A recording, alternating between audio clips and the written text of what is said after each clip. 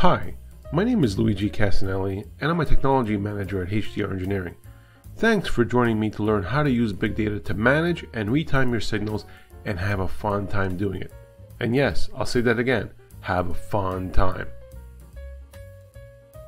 Signal retiming is one of the most cost-effective ways to keep traffic moving, reduce emissions, and improve safety. But we all know if your traffic signals are not kept up to date, over time, customer satisfaction goes down and customer complaints go up while the environment suffers.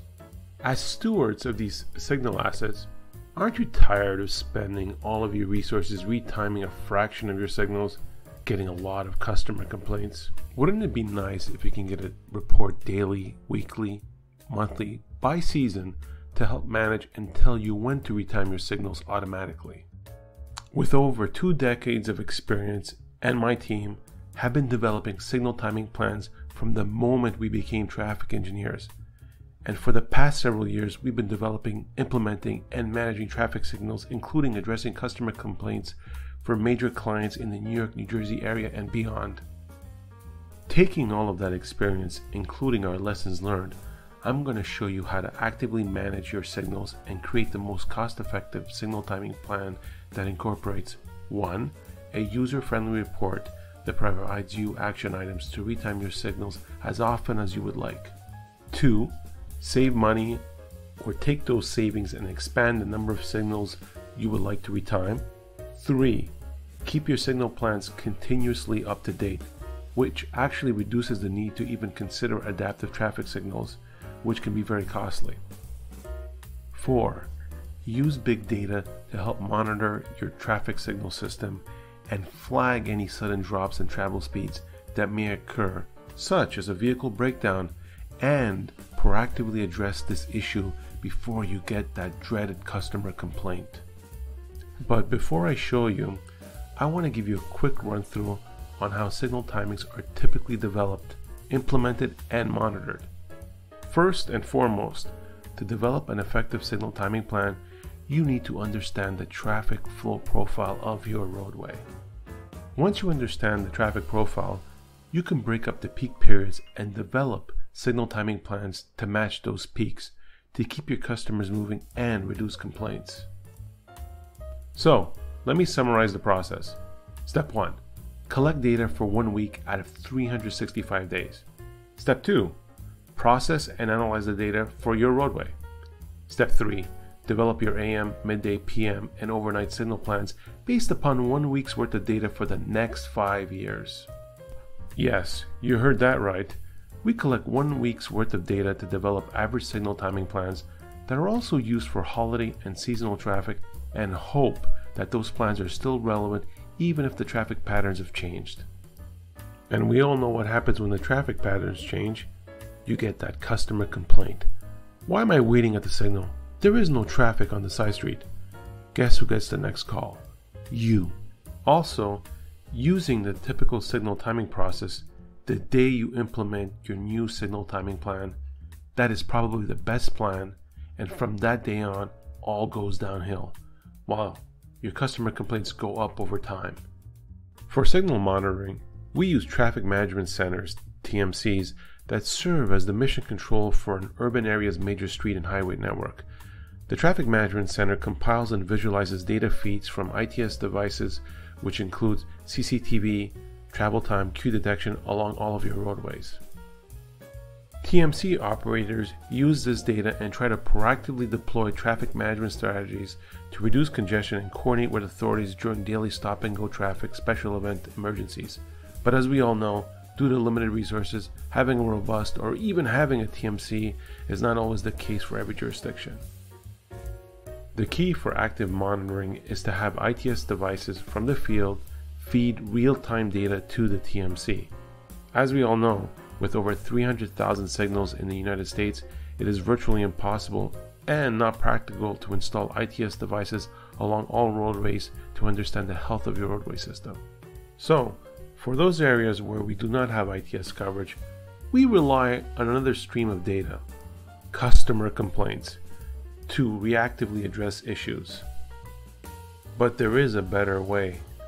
Our new big data signal retiming and monitoring process enables you to continuously and proactively monitor your signal system 365 days a year, minimize your retiming efforts over time, and keep your customer complaints down.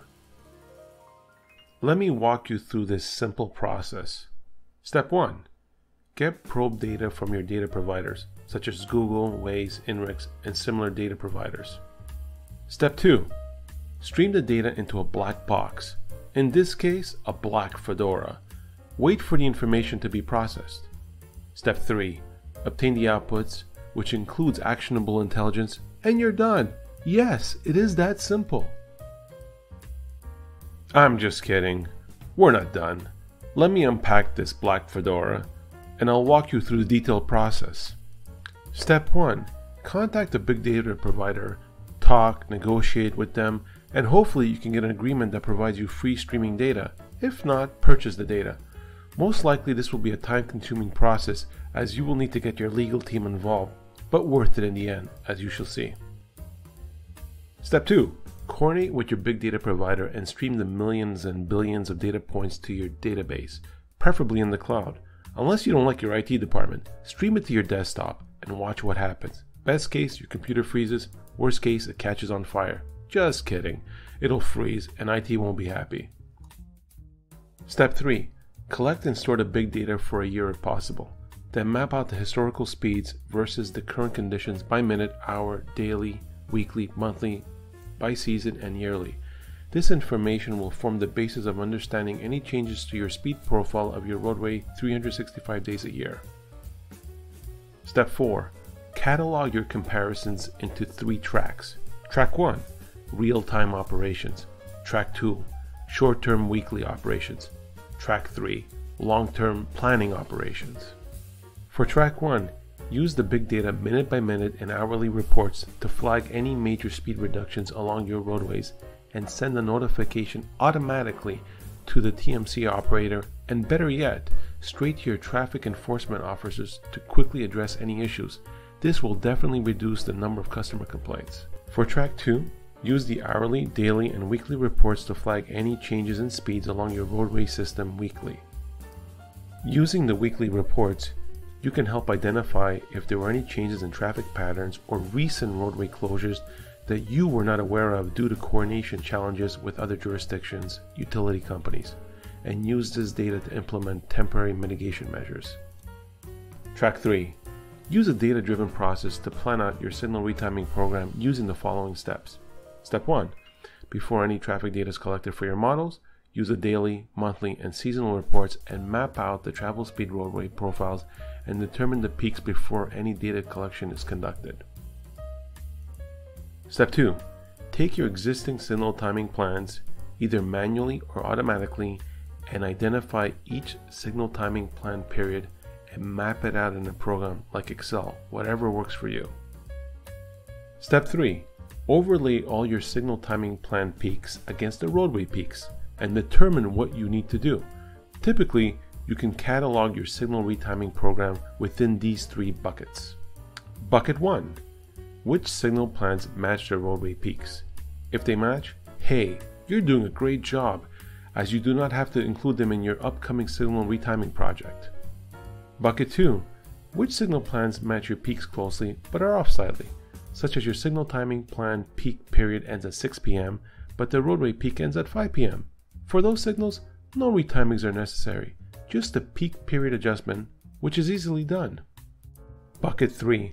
Finally, determine which signal plans do not match the roadway peaks and focus your efforts on those intersections. Collect data, analyze, etc., etc.